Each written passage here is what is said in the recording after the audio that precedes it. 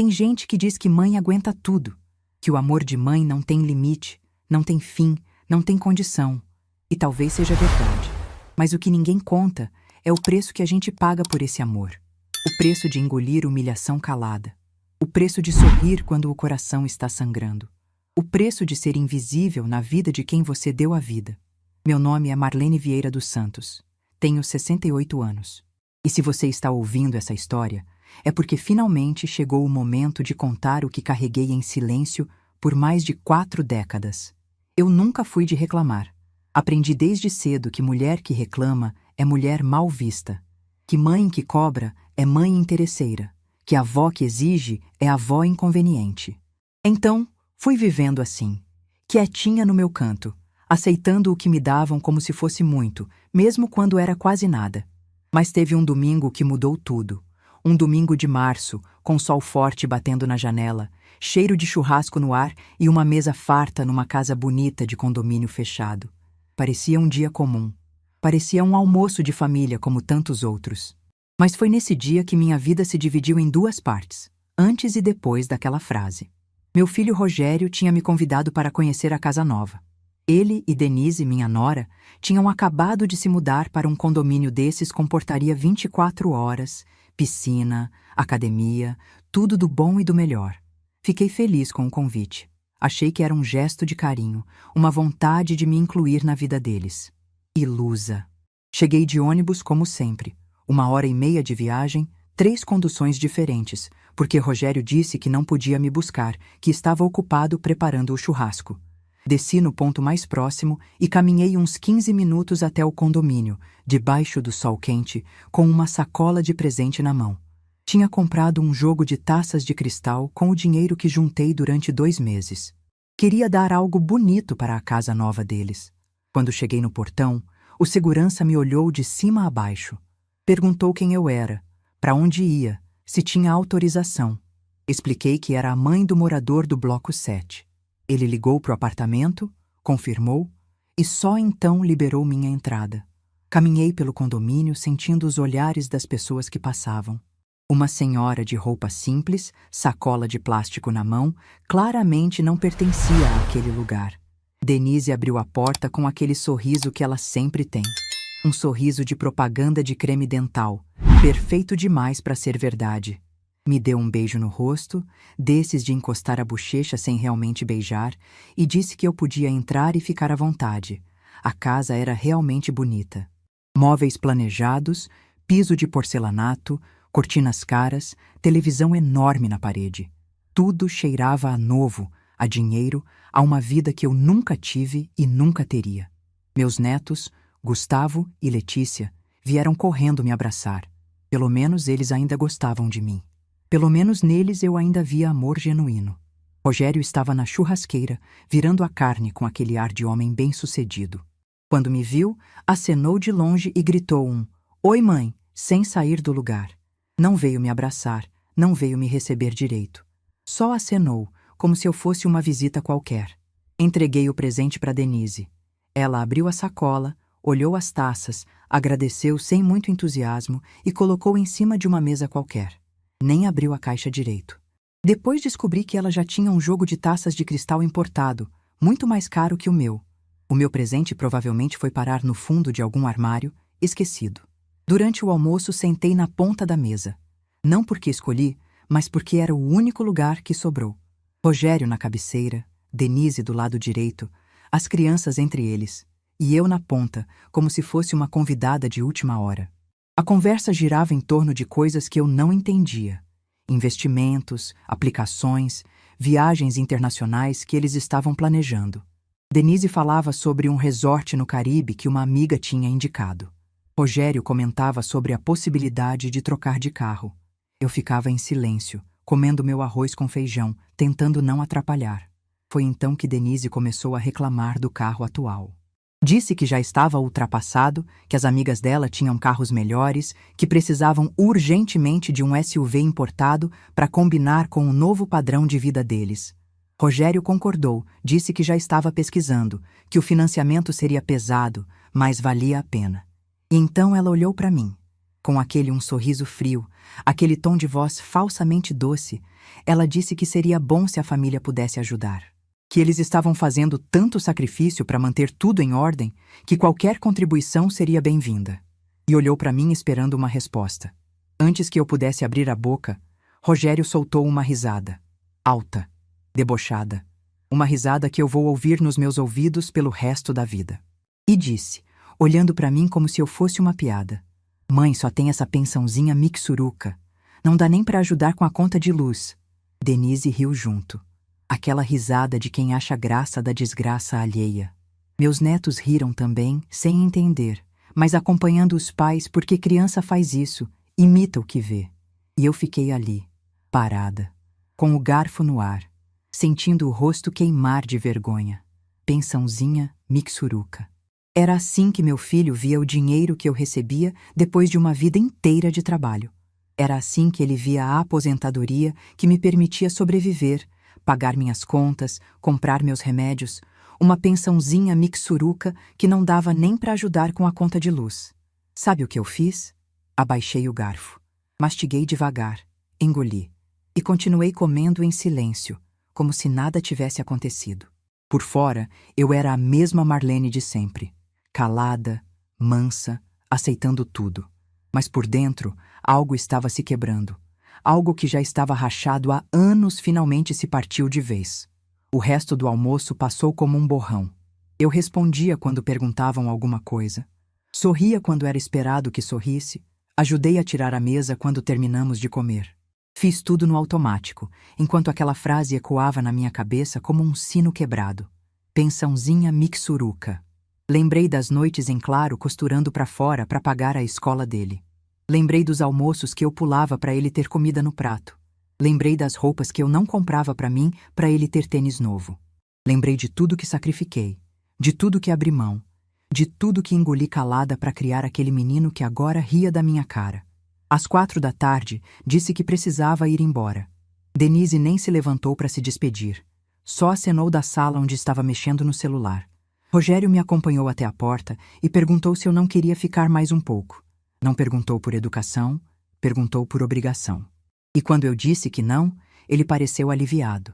Voltei para casa de ônibus, como tinha vindo. 1h30 de viagem, 3 conduções, o sol da tarde castigando pela janela. Sentei no banco do fundo e deixei as lágrimas caírem em silêncio, escondida atrás dos óculos escuros que tinha levado.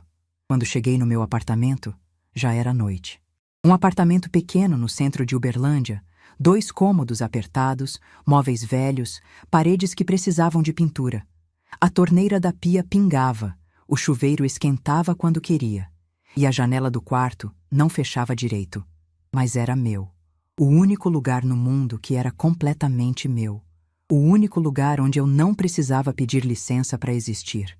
Larguei a bolsa no chão e tirei os sapatos que estavam me matando. Sapatos velhos que eu tinha comprado numa liquidação há 5 anos, mas que ainda serviam porque eu cuidava bem.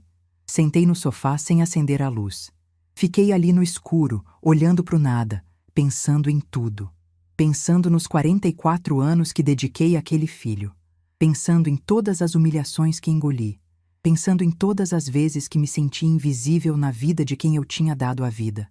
E foi então que eu vi. Em cima da mesinha de centro, junto com as contas do mês, tinha um envelope que eu não tinha reparado antes. Um envelope grosso, de papel caro, com um remetente de São Paulo que eu não conhecia. Peguei o envelope com as mãos tremendo. Abri devagar, sem saber o que esperar.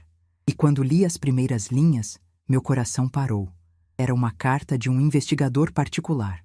Dizia que tinha sido contratado para me localizar. Que o contratante era um homem de São Paulo que acreditava ser meu filho biológico, que ele tinha evidências documentais e gostaria de fazer um teste para confirmar. Meu filho biológico. As palavras nadavam na minha frente enquanto eu tentava processar o que estava lendo. Meu corpo inteiro gelou. Minhas mãos tremiam tanto que quase deixei a carta cair. Porque eu sabia do que aquela carta estava falando. Eu sabia de um segredo que tinha carregado por 44 anos. Um segredo que ninguém conhecia. Nem Rogério, nem minhas irmãs, nem as poucas amigas que eu tinha. Um segredo que eu tinha enterrado tão fundo dentro de mim que às vezes eu mesma duvidava se tinha acontecido de verdade. Eu tive outro filho. Um filho que nasceu quando eu tinha 24 anos.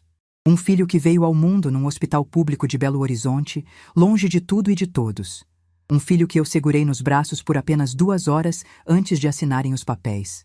Um filho que eu entreguei para a adoção porque não tinha condições de criar 2 crianças sozinha. Porque o pai tinha me abandonado quando descobriu a gravidez. Saiu de casa numa manhã de terça-feira dizendo que a vida era curta demais para ficar preso a filho e conta para pagar. Pegou uma mala e sumiu. Nunca mais voltou. Nunca mandou 1 centavo. Nunca perguntou se o filho dele tinha nascido bem. Eu não tinha família que pudesse me ajudar. Não tinha dinheiro para pagar aluguel. Não tinha esperança de que as coisas fossem melhorar. Uma assistente social do hospital me convenceu de que o melhor que eu podia fazer pelo bebê era dar a ele uma chance que eu não conseguiria oferecer. Uma família estruturada, um futuro digno, uma vida sem passar necessidade, um filho a quem eu dei o nome de Rafael antes de deixá-lo ir, antes de assinar aqueles papéis com a mão tremendo, antes de chorar tanto que molhei a blusa inteira, antes de sair daquele hospital sentindo que uma parte de mim ficava para trás para sempre. Sentei no sofá e chorei como não chorava há décadas. Chorei pelo filho que perdi, pelo filho que me humilhou, pela mãe que fui e pela mulher que me tornei. Chorei por tudo que carreguei em silêncio, por todas as feridas que nunca cicatrizaram, por todos os anos que passei fingindo que estava tudo bem quando nada estava. Naquela noite, não consegui dormir. Fiquei relendo a carta dezenas de vezes, tentando absorver cada palavra, tentando entender o que aquilo significava. Rafael tinha me encontrado. Depois de 44 anos, meu filho tinha me encontrado. E naquele momento, sentada sozinha no escuro do meu apartamento, com as lágrimas secando no rosto e a carta amassada nas mãos, eu entendi uma coisa. O filho que eu criei me chamava de peso. Me tratava como estorvo. Ria da minha aposentadoria na frente de todo mundo. Mas o filho que eu entreguei tinha passado anos me procurando. Tinha contratado investigadores. Tinha feito de tudo para me encontrar. E pela primeira vez em muito tempo, eu senti algo diferente nascer dentro de mim. Não era raiva, não era mágoa. Era algo que eu tinha perdido há tantos anos que quase não reconheci quando voltou. Era esperança. Uma esperança frágil, ainda com medo de existir. Mas era esperança. Era a sensação de que talvez, só talvez, nem tudo estivesse perdido. De que talvez ainda existisse alguém no mundo que quisesse me conhecer de verdade. Não como a mãe que serve para cuidar de neto, mas como Marlene, como a mulher que eu era antes de virar só função na vida dos outros. Guardei a carta na gaveta do criado mudo, embaixo da Bíblia que minha mãe me deu antes de partir. E deitei na cama, olhando para o teto, sentindo o coração bater diferente. O sono não veio, mas a paz, sim. Uma paz estranha, misturada com medo, misturada com dúvida. Mas ainda assim, paz. Porque eu sabia que, a partir daquele momento, nada seria como antes. A pensãozinha mixuruca ainda ia cair na minha conta todo mês. Rogério ainda ia me tratar como um estorvo. Denise ainda ia me olhar com aquele sorriso frio. Mas agora eu tinha algo que não tinha antes. Eu tinha uma carta. Eu tinha um nome. Eu tinha a chance de conhecer o filho que nunca esqueci. E o silêncio que eu carreguei por 44 anos estava prestes a ser quebrado. Fechei os olhos e, pela primeira vez em semanas, senti que podia respirar direito. O amanhã ia chegar. E com ele, as escolhas que eu precisaria fazer. Porque algo me dizia que eu ia precisar de toda a coragem que ainda restava dentro de mim. Passei 3 dias olhando para aquela carta sem ter coragem de fazer nada.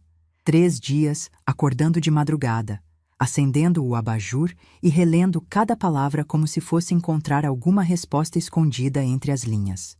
3 dias me perguntando se eu tinha o direito de responder, se eu merecia essa segunda chance, se não era tarde demais para tudo. No 4º dia, tomei uma decisão. Peguei o telefone que estava no final da carta e disquei. Minhas mãos tremiam tanto que errei o número 2 vezes antes de conseguir completar a ligação. Quando a linha começou a chamar, meu coração batia tão forte que eu conseguia ouvir nas orelhas. Atendeu uma voz masculina, firme, educada, com um sotaque paulistano que eu não conhecia. Alô? Eu quis falar, mas a voz não saiu. Fiquei ali, muda, com o telefone grudado no ouvido, sentindo as lágrimas descerem pelo rosto antes mesmo de dizer uma palavra. Alô? Quem está falando? Respirei fundo e finalmente consegui. É a Marlene. Marlene Vieira dos Santos. Eu recebi uma carta. O silêncio do outro lado durou apenas alguns segundos, mas pareceu uma eternidade. E então eu ouvi algo que vou lembrar pelo resto dos meus dias. Mãe? Uma palavra. Uma única palavra. Mas carregada de tanta coisa que eu precisei me sentar porque minhas pernas não aguentaram. Ele me chamou de mãe. Ficamos em silêncio por um tempo, só respirando, só existindo juntos naquela linha telefônica que atravessava quilômetros de distância e décadas de ausência. Eu chorava baixinho, tentando não fazer barulho, e percebi que ele também estava emocionado pela forma como a voz dele falhava. Rafael me contou tudo naquela primeira conversa. Contou que tinha sido adotado por um casal de Governador Valadares, gente simples, mas de coração enorme. Que os pais adotivos nunca esconderam a verdade dele, que desde pequeno ele sabia que tinha vindo de outra família. Contou que cresceu com amor, com limites, com valores. Que estudou em escola pública, trabalhou desde os 14 anos, fez faculdade à noite enquanto vendia equipamentos de informática durante o dia. Contou que aos 25 anos abriu a própria empresa com um sócio que conheceu na faculdade. Começaram numa garagem, consertando computadores e montando sites simples.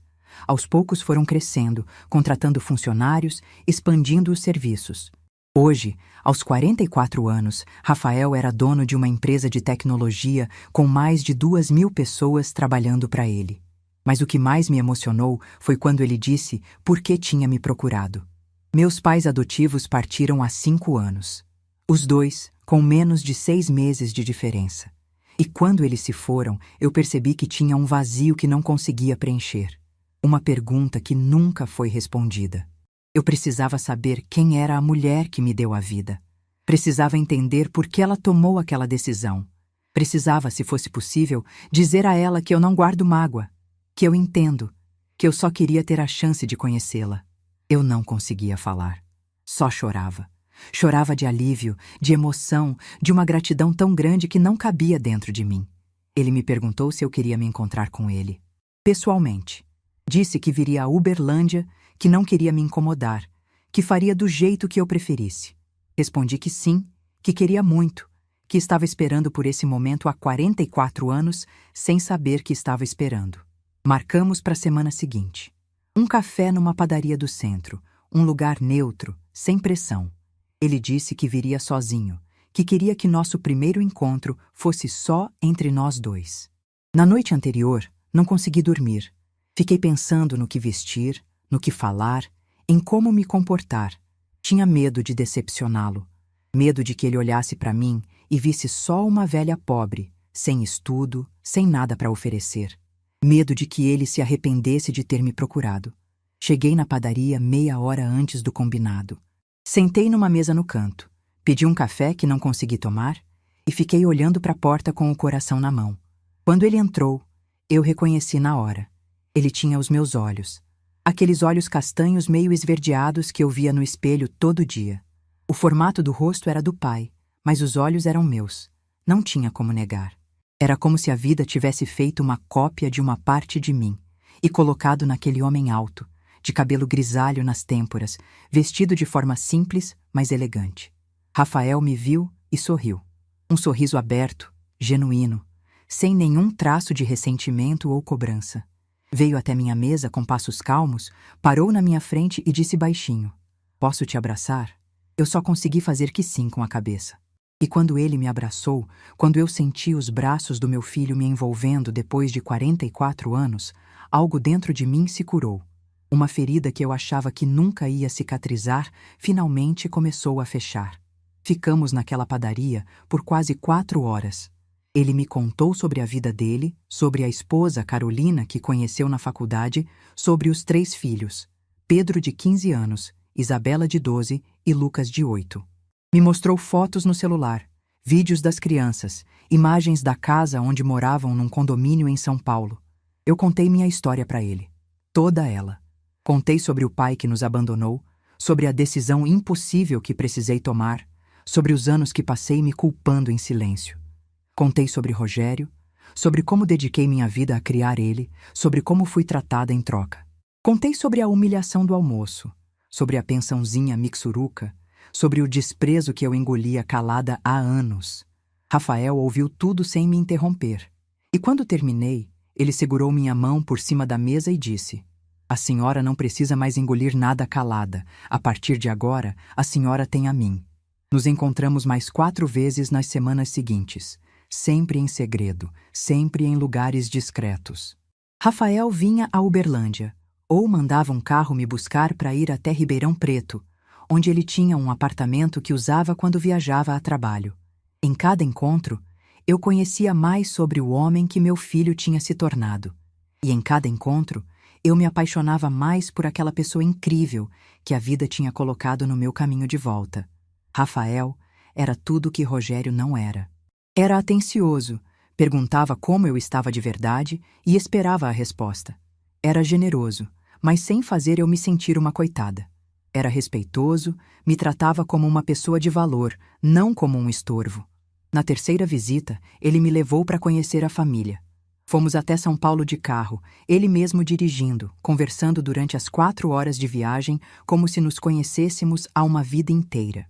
A casa dele era enorme, um sobrado num condomínio fechado, com jardim, piscina, um cachorro Golden Retriever que veio correndo me receber como se eu fosse da família. Carolina me abraçou na porta com um carinho que me pegou de surpresa. E as crianças? As crianças me chamaram de vó desde o primeiro minuto. Passei um fim de semana inteiro com eles. Almocei na mesa grande da copa, jantei na varanda olhando as estrelas, brinquei com os netos que eu não sabia que tinha. Pela primeira vez em décadas, me senti parte de uma família de verdade. Enquanto isso, em Uberlândia, Rogério começou a perceber que algo estava diferente.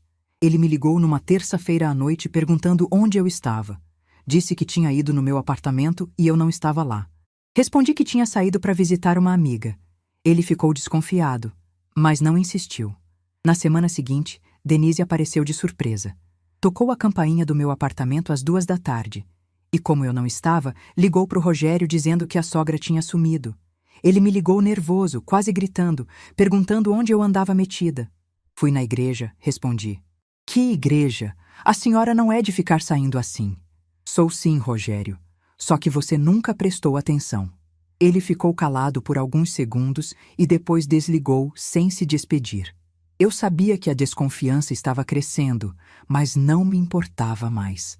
Pela primeira vez na vida, eu estava fazendo algo por mim mesma, algo que me fazia feliz, e não ia deixar ninguém estragar isso. Rafael me apresentou a vida dele aos poucos. Me levou para conhecer a empresa, me mostrou os escritórios, me apresentou para os funcionários como minha mãe, a mulher mais forte que conheço. As pessoas me tratavam com respeito, sorriam para mim, me ofereciam café e água. Era tão diferente de tudo que eu conhecia que às vezes eu achava que estava sonhando. Num desses encontros, sentados na varanda do apartamento dele em Ribeirão Preto, com o sol da tarde entrando pela janela, Rafael tocou no assunto que eu sabia que viria em algum momento. Mãe, eu quero que a senhora venha morar com a gente. Eu fiquei em silêncio, sem saber o que responder. O coração acelerou, a garganta fechou. A senhora não precisa decidir agora. Pense com calma, sem pressa. Mas eu quero que saiba que tem um quarto esperando pela senhora na minha casa. Um quarto só seu, do jeito que a senhora quiser decorar. Com varanda, com sol de manhã, do lado do jardim de rosas que a Carolina cuida. E uma família que quer muito ter a senhora por perto todos os dias. Naquela noite, voltei para Uberlândia com a cabeça girando. Era tudo o que eu sempre quis. Uma família que me amava, um lugar onde eu era bem-vinda, um filho que me respeitava. Mas, ao mesmo tempo, tinha Rogério. Tinha os netos que eu vi crescer. Tinha uma vida inteira naquela cidade que, por pior que fosse, ainda era a minha vida.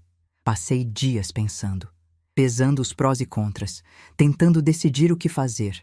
E então aconteceu algo que tornou a decisão muito mais fácil. Era um sábado de manhã quando Rogério apareceu no meu apartamento. Veio sem avisar, entrou com a chave reserva que eu tinha dado para ele anos atrás para casos de emergência. Eu estava tomando café na cozinha quando ouvi a porta abrindo. Rogério, o que você está fazendo aqui? Ele entrou com uma cara que eu conhecia bem. A cara de quem quer alguma coisa. Mãe, preciso conversar com a senhora. Sentou na cadeira da cozinha sem pedir licença e foi direto ao ponto.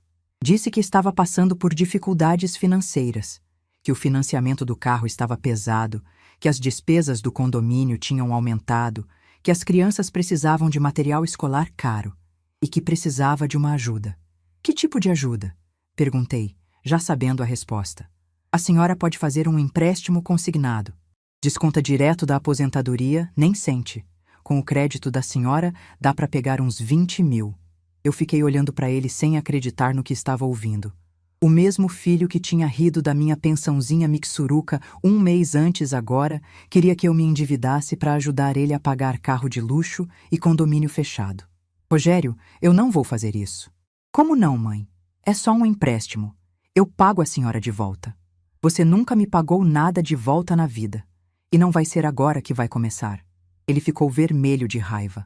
Levantou da cadeira, começou a andar pela cozinha como um animal enjaulado.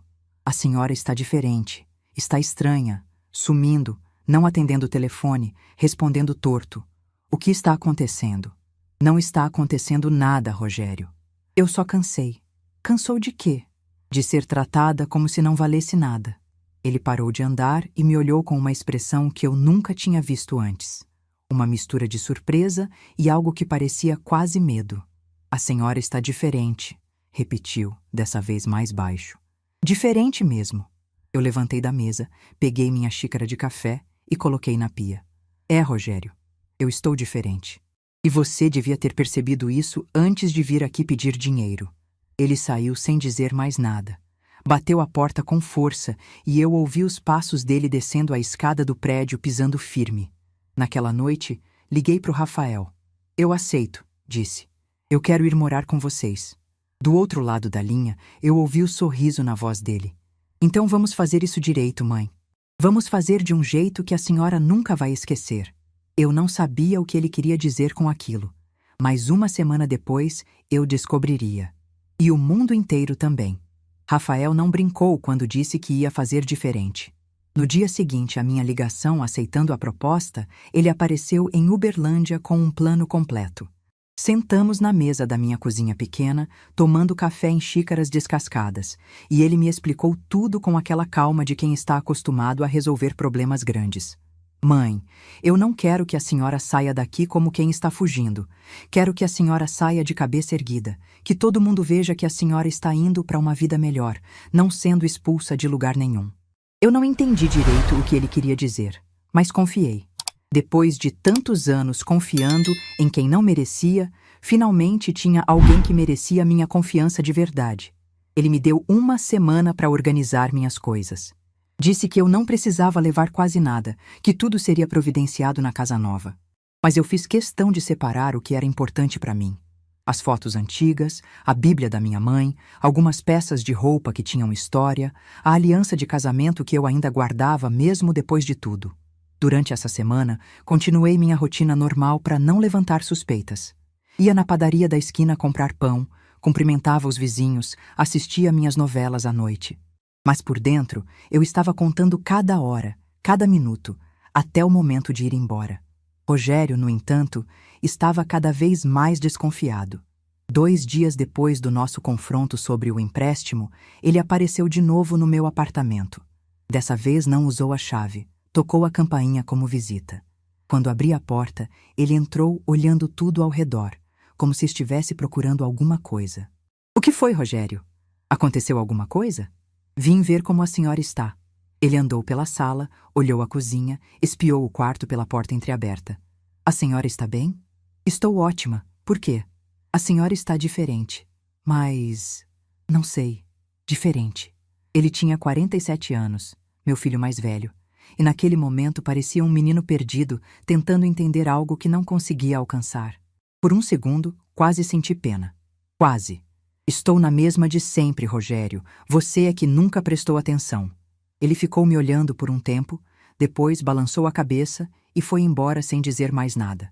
Mas eu sabia que aquilo não tinha acabado. Ele estava farejando alguma coisa, mesmo sem saber o quê. Na quinta-feira, 4 dias antes da minha partida, aconteceu o momento mais tenso de toda essa história. Eu tinha combinado de encontrar Rafael em Ribeirão Preto para acertar os últimos detalhes. Ele mandou um carro me buscar, um sedã preto com motorista uniformizado, discreto, mas claramente caro. O motorista estacionou na rua de trás do meu prédio para não chamar atenção, e eu saí pelo portão dos fundos. O que eu não sabia era que Denise estava me vigiando. Ela tinha vindo ao meu bairro sem avisar, segundo ela, para fazer umas compras num mercado que tinha promoção. Mentira. Denise não pisava no centro de Uberlândia nem amarrada. Ela estava ali para me espionar e me viu entrando naquele carro. Meu celular tocou quando eu já estava na estrada, a uns 20 minutos de Uberlândia. Era Rogério, e pela voz dele, eu soube que tinha problema. Mãe, onde a senhora está? Meu coração disparou, mas mantive a calma. Estou indo visitar uma amiga em Ribeirão. Que amiga? A senhora não tem amiga em Ribeirão. Tenho sim. Você não conhece todas as minhas amizades, Rogério. A Denise viu a senhora entrando num carro de luxo, com motorista. Que história é essa? Eu respirei fundo. Era agora. Ou eu inventava uma mentira convincente, ou tudo ia por água abaixo antes da hora. É o carro de um serviço de transporte que eu contratei. Aquele aplicativo novo, sabe? Pedi um carro melhor porque a viagem é longa. Silêncio do outro lado. Eu quase podia ouvir Rogério tentando processar a informação, tentando decidir se acreditava ou não. Aplicativo? A senhora sabe usar aplicativo? Sei sim. Aprendi no curso de informática do centro comunitário. Mais silêncio. E então? A senhora está mentindo. Não estou mentindo, Rogério. Estou vivendo minha vida, coisa que você deveria me deixar fazer em paz. Desliguei o telefone antes que ele pudesse responder. Minhas mãos tremiam. O motorista me olhou pelo retrovisor, preocupado, mas não disse nada. Quando cheguei em Ribeirão Preto, Rafael já estava me esperando no apartamento. Contei o que tinha acontecido e ele ficou pensativo por alguns segundos. Isso acelera nossos planos, ele disse. Se seu filho está desconfiado assim, é melhor antecipar sua saída. Antecipar para quando? Para sábado, daqui a 2 dias. Meu estômago gelou. 2 dias. Em 2 dias, toda a minha vida ia mudar. Em 2 dias, eu ia deixar para trás 68 anos de história naquela cidade. Em 2 dias, Rogério ia descobrir a verdade. E como vai ser? Perguntei com a voz tremendo. Rafael sorriu. Aquele sorriso que eu já conhecia, que era igual ao meu quando eu era jovem. Mãe, a senhora confia em mim? Confio. Então deixa comigo. Vai ser inesquecível. Na sexta-feira, véspera da minha partida, fiz algo que não fazia há anos. Rezei. Sentei na beirada da cama, peguei a Bíblia da minha mãe e fiquei em silêncio por um longo tempo. Não pedi nada específico. Só agradeci. Agradeci pela vida que tive, pelas dores que me ensinaram e principalmente pelo filho que a vida me devolveu quando eu já tinha perdido a esperança. Depois da oração, comecei a fazer minha mala. Uma mala pequena, daquelas de rodinhas que eu tinha comprado numa promoção e nunca tinha usado. Coloquei poucas roupas, as fotos antigas, a Bíblia, a aliança e um caderninho onde eu anotava receitas da minha mãe. Só o essencial. Só o que realmente importava. Olhei ao redor do apartamento que tinha sido meu refúgio por tantos anos. As paredes descascando, a torneira pingando, a janela que não fechava direito. Era pouco. Era humilde, mas tinha sido meu. O único lugar no mundo onde eu não precisava pedir permissão para existir. E agora eu ia trocar isso por algo maior. Não maior em tamanho, maior em amor. Naquela noite, Rogério me ligou de novo. Eu não atendi. Ele mandou mensagens, uma atrás da outra. Mãe, atende o telefone. Mãe, o que está acontecendo? Mãe, eu estou preocupado. Mãe, se a senhora não me atender, eu vou aí amanhã cedo.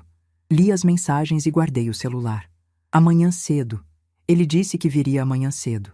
E era exatamente amanhã cedo que tudo ia acontecer. Deitei na cama e tentei dormir, mas o sono não veio. Fiquei olhando para o teto, pensando em tudo que tinha vivido, em todas as escolhas que tinha feito, em todos os caminhos que me trouxeram até ali. Pensei em Rogério quando era pequeno, correndo pela casa, me chamando de manhã cedo para fazer café da manhã. Pensei nos anos que passei costurando de madrugada para pagar a escola dele. Pensei no dia da formatura, quando ele subiu no palco e eu chorei de orgulho. Pensei em quando ele casou, em quando os netos nasceram, em todos os momentos em que eu achei que nossa família era feliz. E pensei em quando tudo começou a mudar. Nos olhares de desprezo da Denise, nas visitas cada vez mais raras, nos telefonemas cada vez mais curtos, na pensãozinha mixuruca que virou piada num almoço de domingo. Onde foi que eu errei? Será que eu dei amor demais? Será que eu me anulei tanto que virei invisível? Não importava mais. O passado estava no passado, e o futuro começava amanhã. Na manhã de sábado, acordei antes do sol nascer. Tomei banho devagar, coloquei uma roupa bonita que eu guardava para ocasiões especiais e arrumei o cabelo com cuidado. Queria estar apresentável. Queria que, quando me vissem saindo daquele prédio pela última vez, vissem uma mulher digna, não uma coitada. Às 7h30, meu celular tocou. Era Rafael. Mãe, estamos a caminho. Chego em 40 minutos. Tudo bem, filho. Estou pronta. A senhora está nervosa? Um pouco. É normal, mas vai dar tudo certo. Eu prometo. Desliguei e fiquei olhando pela janela. A cidade estava acordando, as pessoas indo trabalhar, os carros passando na rua. Tudo normal. Um sábado como outro qualquer, exceto que não era. Às 8h, ouvi um barulho estranho. Um barulho que não pertencia àquele bairro, àquela rua, àquela vida.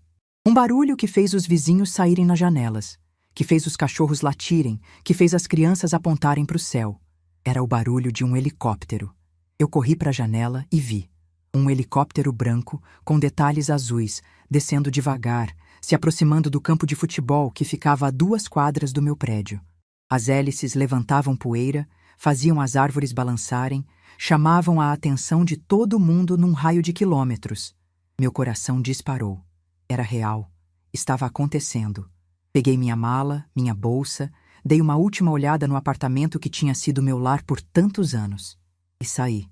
Desci as escadas devagar, segurando no corrimão, sentindo cada degrau como se fosse o último. Quando cheguei no térreo, Dona Marta, minha vizinha de anos, estava na porta do apartamento dela, com a cara de quem não estava entendendo nada. Marlene, o que está acontecendo? Tem um helicóptero no campo. Eu sorri para ela. Um sorriso calmo, sereno, de quem finalmente tinha encontrado paz. É para mim, Dona Marta. Estão vindo me buscar. Te buscar? Quem? Para onde? Para minha nova vida. Saí do prédio e comecei a caminhar em direção ao campo. A vizinhança inteira estava na rua. Gente de pijama, gente de chinelo, gente com celular na mão filmando tudo. Ninguém entendia o que estava acontecendo. Ninguém esperava que aquele helicóptero tivesse qualquer coisa a ver com a velha do apartamento 302. Mas tinha. Quando cheguei no campo, Rafael já estava lá me esperando. De terno escuro, cabelo arrumado, sorriso aberto. Ao lado dele, o piloto e mais 2 homens de terno que eu não conhecia. Provavelmente seguranças. Rafael veio até mim, pegou minha mala e me deu um abraço forte. Pronta, mãe? Pronta, filho. Ele segurou minha mão e começamos a caminhar em direção ao helicóptero. A vizinhança inteira assistia, boquiaberta, tentando entender quem era aquele homem, de onde ele tinha surgido, por que a dona Marlene estava entrando num helicóptero como se fosse a coisa mais normal do mundo. E foi então que eu ouvi: "Mãe!" A voz de Rogério gritando do outro lado do campo. Me virei e vi ele correndo. Correndo como eu não via ele correr há anos, o rosto vermelho, suado, desesperado. Denise vinha atrás, de salto alto, tropeçando na grama, gritando algo que eu não conseguia entender. Rogério chegou na cerca que separava a rua do campo e parou, ofegante, com as mãos agarradas no arame. "Mãe, o que está acontecendo? Quem é esse homem?" Eu olhei para ele. Olhei bem fundo nos olhos do filho que eu criei, do filho que me chamou de pensãozinha mixuruca, do filho que queria que eu me endividasse para pagar o luxo dele, e disse, com a voz mais calma que eu já tinha usado na vida: "Esse é Rafael, Rogério, seu irmão, o filho que você nunca soube que existia." O rosto de Rogério congelou. A boca abriu, mas nenhum som saiu. Denise parou de correr e ficou estática, como se tivesse levado um choque. Eu vou embora agora, continuei. Vou morar com ele, com a família dele, com gente que me trata com respeito. Mãe, eu não... Como assim, irmão? Eu não entendo. Você vai ter muito tempo para entender, Rogério. Mas vai ter que entender sozinho, porque eu cansei de explicar as coisas para quem não quer ouvir. Rafael apertou minha mão, me guiando para o helicóptero. Eu subi os degraus, sentei no banco de couro, coloquei o cinto de segurança. O piloto começou a acelerar as hélices. Pela janela, eu vi Rogério correndo para o portão do campo, tentando entrar. Mas os seguranças de Rafael o impediram. Vi ele gritando, gesticulando, tentando chegar até mim. E então o helicóptero começou a subir. Vi meu filho ficando cada vez menor. Vi a vizinhança olhando para o céu. Vi minha antiga vida desaparecendo embaixo de mim como se fosse um sonho do qual eu finalmente tinha acordado. Rafael segurou minha mão durante a subida inteira. A senhora está bem, mãe? Eu olhei para ele. Olhei para o céu azul pela janela. Olhei para minha mala pequena com tudo que eu tinha decidido levar da vida antiga. E sorri. Estou, filho. Pela primeira vez em muitos anos, eu estou bem de verdade. O helicóptero ganhou altitude e voou em direção ao horizonte. E lá embaixo ficava tudo que eu tinha decidido deixar para trás. O voo de helicóptero durou pouco mais de 1 hora. 1 hora que pareceu um piscar de olhos, porque eu passei o tempo inteiro olhando pela janela, vendo o mundo lá embaixo ficar cada vez mais distante. Quando pousamos no heliponto de um prédio comercial em São Paulo, já tinha um carro esperando. Um SUV preto, com ar-condicionado gelado e bancos de couro que pareciam abraçar a gente. Rafael me ajudou a descer do helicóptero, segurou minha mão enquanto caminhávamos até o carro e não me soltou durante todo o trajeto até a casa dele. A casa. Eu já tinha conhecido antes, mas dessa vez foi diferente. Dessa vez, eu não estava visitando. Dessa vez, eu estava chegando para ficar. Carolina me recebeu na porta com um abraço demorado.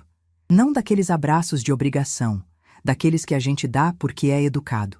Foi um abraço de verdade, apertado, de quem estava genuinamente feliz em me ver. Bem-vinda à sua casa, dona Marlene, ela disse com os olhos marejados. A gente estava contando os dias. Os netos vieram correndo logo atrás. Pedro, o mais velho com seus 15 anos, me deu um abraço tímido de adolescente.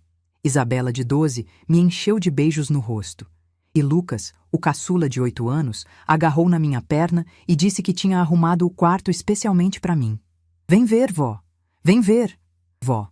Ele me chamou de vó, como se me conhecesse a vida inteira. Como se eu sempre tivesse estado ali. O quarto que eles tinham preparado para mim ficava no térreo, para eu não precisar subir escada. Era maior que meu apartamento inteiro em Uberlândia. Tinha uma cama enorme com lençóis brancos, um armário espaçoso, uma televisão na parede e uma varanda que dava para o jardim de rosas que Carolina cuidava com tanto carinho. Em cima da cômoda tinha um porta-retrato com uma foto minha de quando eu era jovem. Do lado, um vaso com flores frescas e um cartão escrito à mão pelas crianças. Bem-vinda, vovó, a gente te ama. Sentei na beirada da cama e chorei. Não de tristeza. De uma alegria tão grande que não cabia dentro de mim. Nos primeiros dias, eu andava pela casa na ponta dos pés, com medo de atrapalhar. Décadas sendo tratada como estorvo tinham me ensinado a ocupar o mínimo de espaço possível. Mas Carolina percebeu. Numa manhã, ela sentou do meu lado na varanda e disse: Dona Marlene, essa casa é da senhora também. A senhora pode abrir a geladeira quando quiser, assistir televisão na sala, sentar onde preferir. Não precisa pedir permissão para nada. A senhora é família. Família. Aquela palavra que eu achava que conhecia, mas que só agora estava aprendendo o verdadeiro significado. Aos poucos fui me soltando. Comecei a ajudar Carolina na cozinha, ensinando receitas antigas que minha mãe tinha me passado. Comecei a assistir os desenhos com Lucas, a ajudar Isabela com o dever de casa, a conversar com Pedro sobre os planos dele para o futuro. Comecei a viver, de verdade, pela primeira vez em muitos anos. Rafael trabalhava muito, mas fazia questão de jantar em casa toda noite. Sentávamos todos juntos na mesa grande, conversando sobre o dia, rindo de bobagens. Era tudo que eu sempre sonhei ter com Rogério e nunca tive. Falando em Rogério. Ele começou a me ligar no mesmo dia em que o helicóptero decolou. Ligações atrás de ligações, mensagens atrás de mensagens. No começo eram mensagens confusas, desesperadas. Mãe, me liga. Eu preciso entender o que aconteceu. Mãe, quem é esse homem? Como assim, meu irmão? Mãe, por favor, a senhora não pode fazer isso comigo. Eu não respondi nenhuma. Não porque quisesse castigá-lo, mas porque não tinha nada para dizer. Tudo o que precisava ser dito, eu tinha dito naquele campo de futebol, com a vizinhança inteira assistindo. Depois de uma semana sem resposta, o tom das mensagens começou a mudar. Mãe, eu sei que errei. Me dá uma chance de conversar. Mãe, as crianças estão perguntando pela senhora. O Gustavo chorou ontem. Mãe, a Denise disse que a senhora está sendo injusta, mas eu quero ouvir seu lado. Gustavo e Letícia, meus outros netos. É claro que eu sentia falta deles. É claro que doía pensar que eles estavam sofrendo com tudo isso. Mas eu também lembrava de como fui tratada nos últimos anos. Das visitas cada vez mais raras, dos olhares impacientes quando eu tentava brincar com eles, de como Denise sempre arranjava um jeito de me afastar, de me fazer sentir que eu estava atrapalhando. Respondi uma única mensagem, curta e direta. Rogério, eu estou bem. Estou sendo cuidada e respeitada. Quando você aprender o que isso significa, a gente conversa. Ele não respondeu, mas as ligações pararam por alguns dias.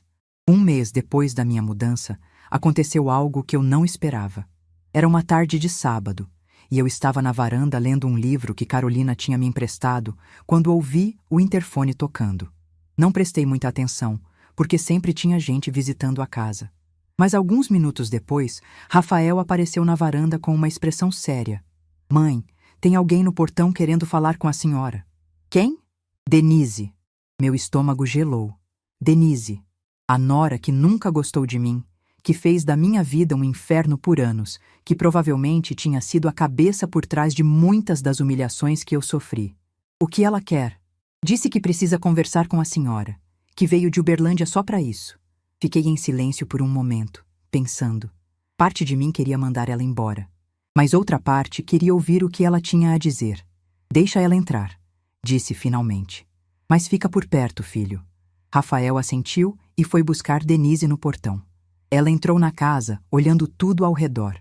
A sala enorme, os móveis caros, os quadros nas paredes. Vi a surpresa no rosto dela, misturada com algo que parecia inveja. Quando me viu, tentou sorrir. Aquele sorriso falso que eu conhecia tão bem. Dona Marlene, que bom ver a senhora. Denise, senta. Ela sentou no sofá da sala e eu sentei na poltrona de frente, mantendo distância. Rafael ficou de pé, encostado na parede, observando tudo. Dona Marlene, eu vim pedir desculpas. Ela começou com aquela voz ensaiada de quem tinha praticado o discurso no caminho. Eu sei que a gente não teve a melhor relação, e eu reconheço que cometi erros. Mas a senhora precisa entender que nunca foi minha intenção magoar a senhora. Fiquei em silêncio, esperando ela continuar. O Rogério está arrasado. Não come direito, não dorme direito, não consegue se concentrar no trabalho. As crianças perguntam pela avó todo dia e a gente não sabe o que responder. A senhora não pode simplesmente sumir da vida deles assim. Eu não sumi, Denise. Eu fui embora. Tem diferença. Mas a senhora é a mãe do Rogério, a avó dos nossos filhos. A senhora tem obrigações. Obrigações? Eu senti o sangue esquentar, mas mantive a calma. Eu passei 47 anos cumprindo obrigações. Criei meu filho sozinha, trabalhando dia e noite para ele não passar necessidade. Ajudei a cuidar dos netos quando vocês precisavam. Engoli desaforo atrás de desaforo para manter a paz da família. E o que eu recebi em troca? Fui chamada de pensãozinha mixuruca na frente de todo mundo. O rosto de Denise ficou vermelho. Aquilo foi uma brincadeira, dona Marlene. O Rogério não quis ofender. Brincadeira? Eu quase ri. Denise, eu passei anos sendo tratada como um estorvo na casa de vocês. Anos ouvindo seus comentários maldosos, seus olhares de desprezo, suas indiretas sobre como eu atrapalhava a vida de vocês. E agora você vem aqui me falar de obrigações? Ela abriu a boca para responder, mas eu não deixei. Você quer saber por que eu fui embora? Porque eu descobri o que é ser tratada com respeito. Porque eu encontrei uma família que me valoriza de verdade, não uma que me tolera por obrigação. Porque eu finalmente entendi que amor não é ficar aceitando migalhas de quem não te enxerga. Denise olhou para Rafael, que continuava parado na mesma posição, de braços cruzados. E esse aí, ela disse com um tom de deboche. Apareceu do nada e já é o filho preferido? Rafael não se mexeu, mas eu vi a mandíbula dele travar. Esse aí, eu respondi me levantando, é o filho que eu fui obrigada a entregar há 44 anos, porque não tinha condições de criar 2 filhos sozinha.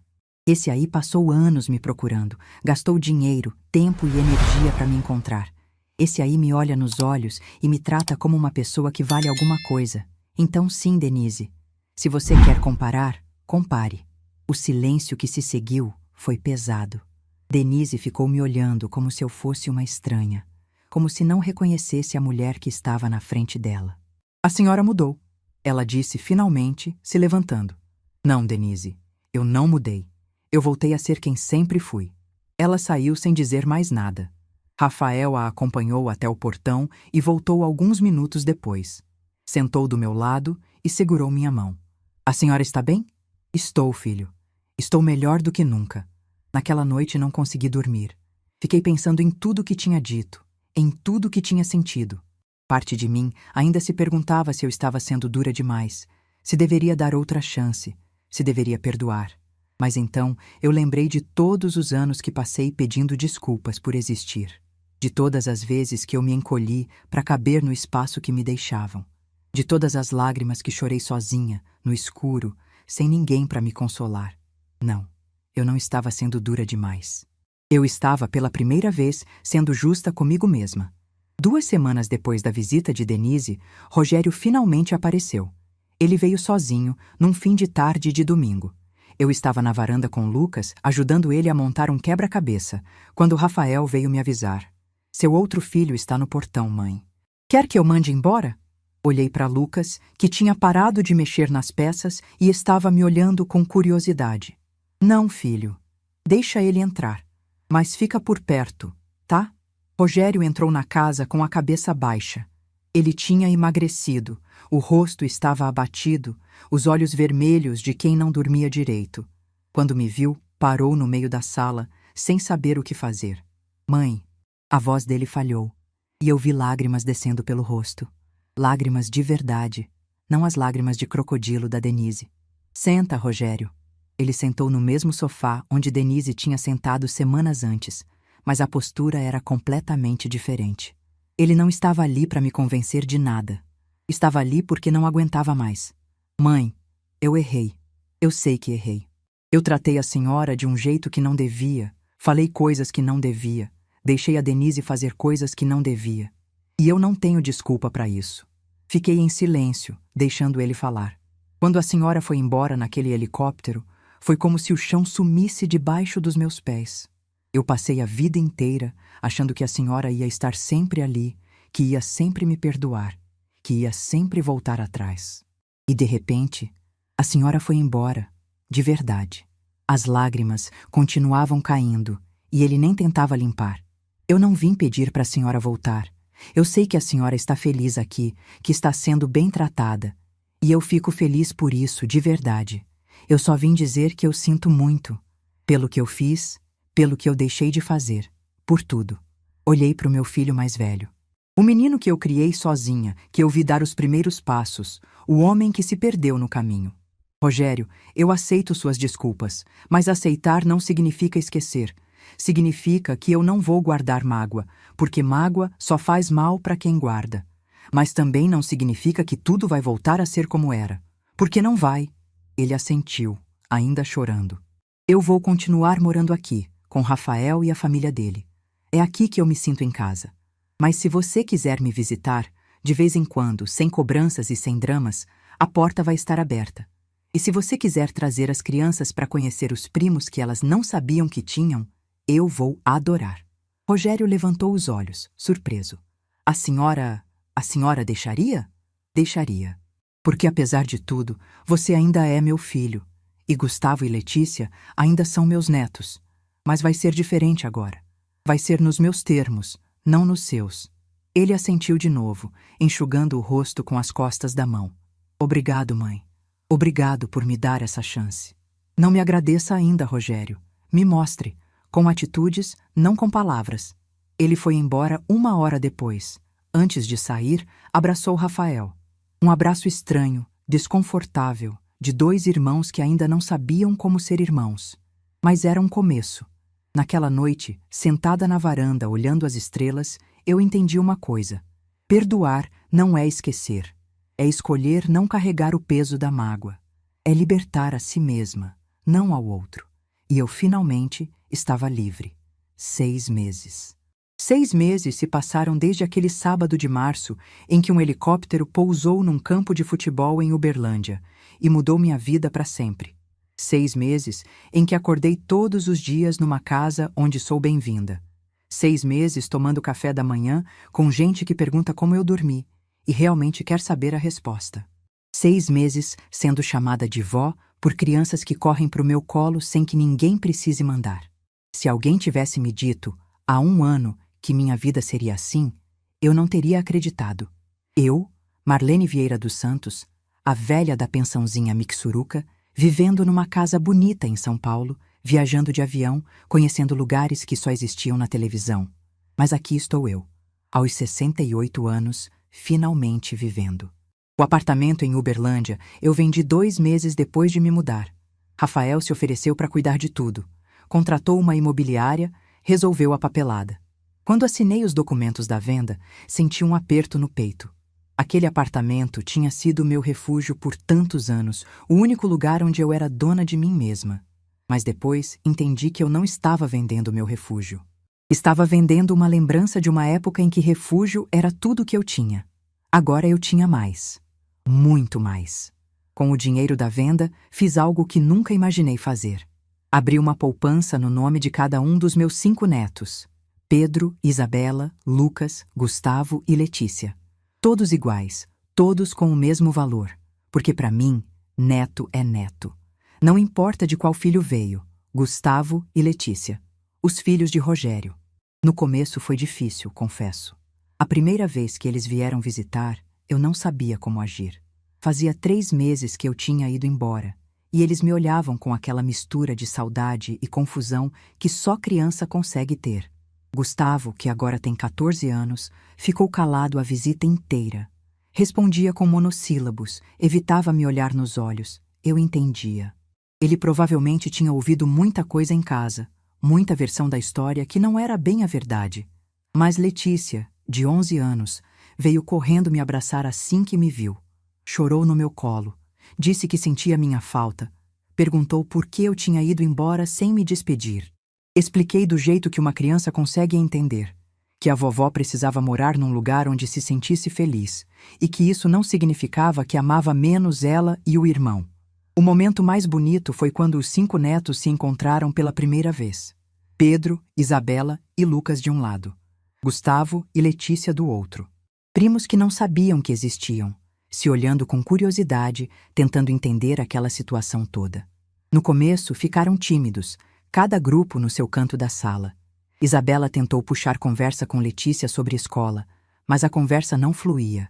Pedro e Gustavo se cumprimentaram com aquele aceno de cabeça de adolescente, sem trocar uma palavra. Foi Lucas, o caçula de 8 anos, quem quebrou o gelo. Chegou perto de Gustavo com o controle do videogame na mão e perguntou se ele gostava de jogar. Gustavo disse que sim. Lucas perguntou se ele era bom.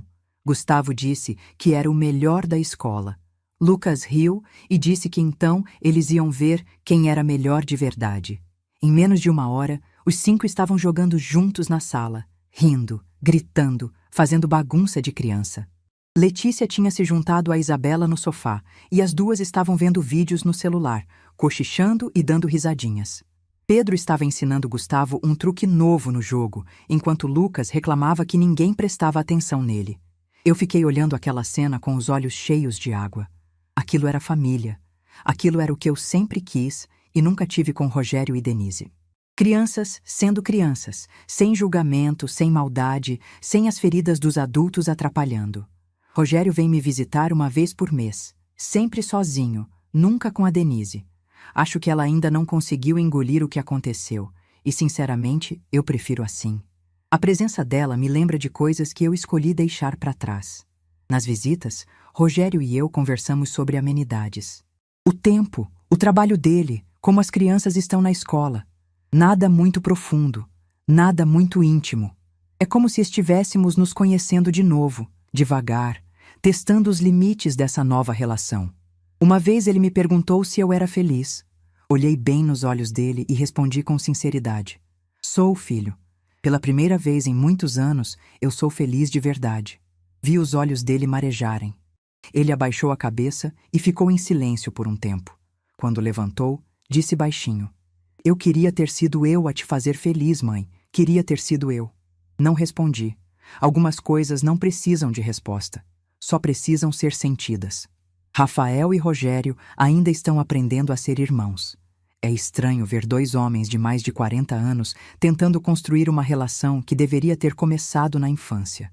Eles se cumprimentam com apertos de mão formais, conversam sobre negócios e economia, evitam assuntos pessoais. Mas outro dia, vi os dois sentados na varanda, tomando cerveja juntos enquanto as crianças brincavam no jardim. Não estavam conversando muito, só olhando o movimento, aproveitando o silêncio. E eu pensei, talvez seja assim que irmãos de meia idade se conectam. Devagar, sem pressa, sem forçar. Carolina se tornou a filha que eu nunca tive. Ela me inclui em tudo. Nas compras do supermercado, nas decisões da casa, nas conversas sobre os filhos.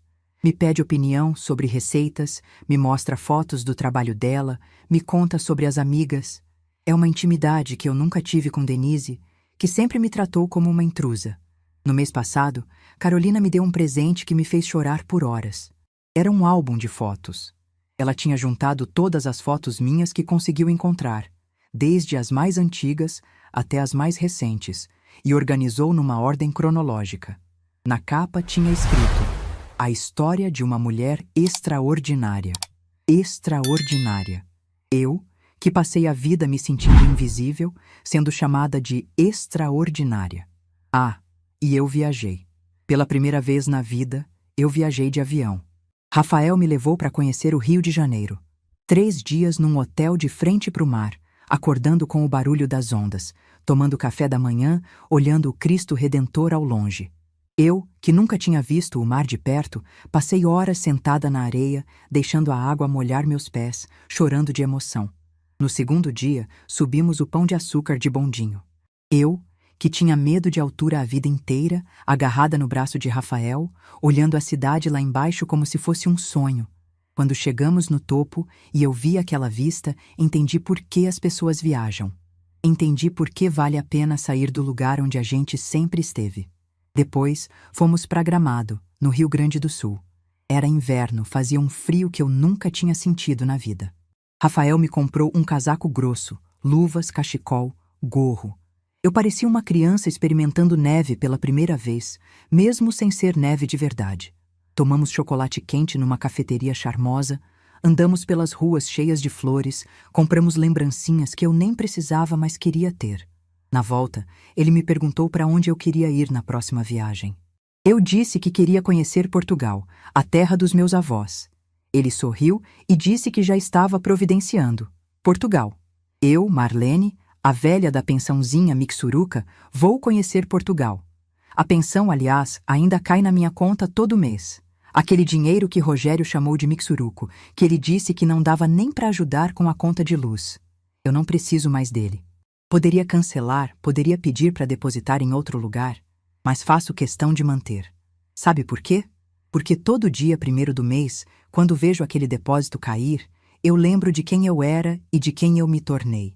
Lembro da mulher que aceitava humilhação calada, que engolia desaforo para manter a paz, que se achava um estorvo na vida dos outros, e lembro que essa mulher não existe mais. Agora, quando vejo aquele dinheiro, eu sorrio. Sorrio porque ele não define mais meu valor.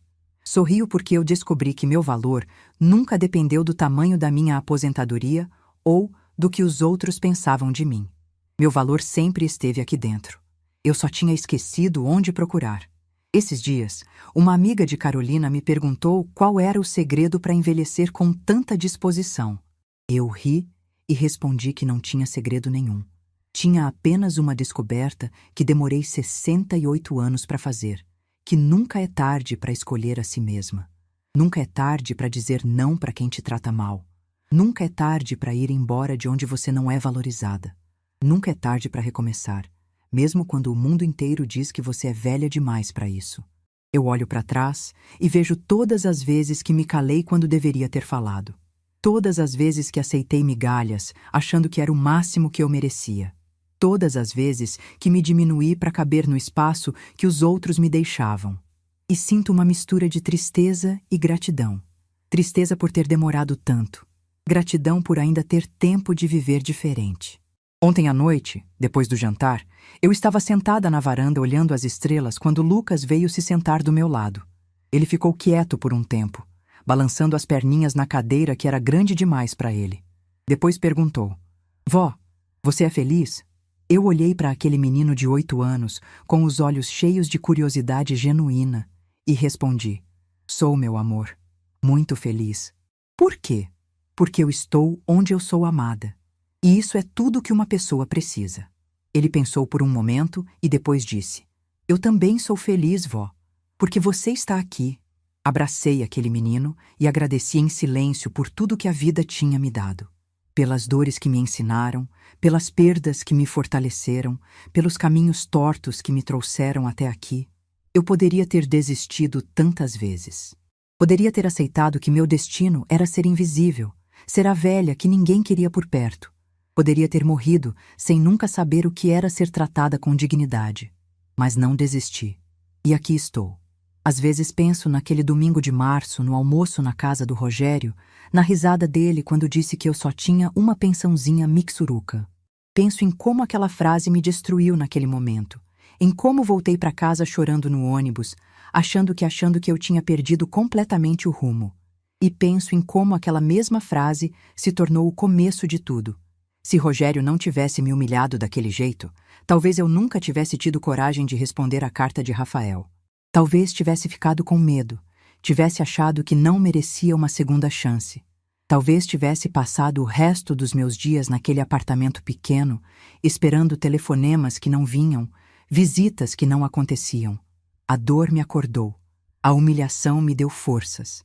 O desprezo me mostrou que eu precisava me valorizar, porque ninguém mais ia fazer isso por mim. Hoje, quando olho para o espelho, eu vejo uma mulher de 68 anos com cabelos brancos, rugas no rosto e um sorriso que não existia há 1 ano. Vejo uma mulher que aprendeu, tarde mas a tempo, que amor próprio não é egoísmo, é sobrevivência. E se você está ouvindo essa história e se identificou com alguma coisa que eu disse, eu quero que saiba de uma coisa. Você também merece. Merece ser tratada com respeito. Merece estar onde é valorizada. Merece uma vida onde sua presença seja celebrada, não tolerada. Não importa a sua idade. Não importa quanto tempo você passou aceitando menos do que merecia. Não importa quantas vezes te disseram que você deveria se contentar com as migalhas. Você ainda pode escolher diferente. Você ainda pode ir embora. Você ainda pode encontrar seu helicóptero, seja ele qual for. O meu veio do céu, literalmente. Mas o seu pode vir de qualquer lugar. Pode ser uma decisão, uma conversa, um passo que você está adiando há anos. O importante é dar esse passo. O importante é escolher você. A pensãozinha mixuruca ainda cai na minha conta todo mês. Mas agora, quando eu olho para ela, eu rio. Porque eu descobri que meu valor nunca coube naquele depósito. Meu valor sempre foi infinito. Eu só precisava de alguém que me lembrasse disso. E às vezes, esse alguém precisa ser a gente mesma. Se essa história tocou seu coração, deixe seu like, se inscreva no canal e comente aqui embaixo. No meu lugar, o que você faria? Sua mensagem pode iluminar o dia de alguém.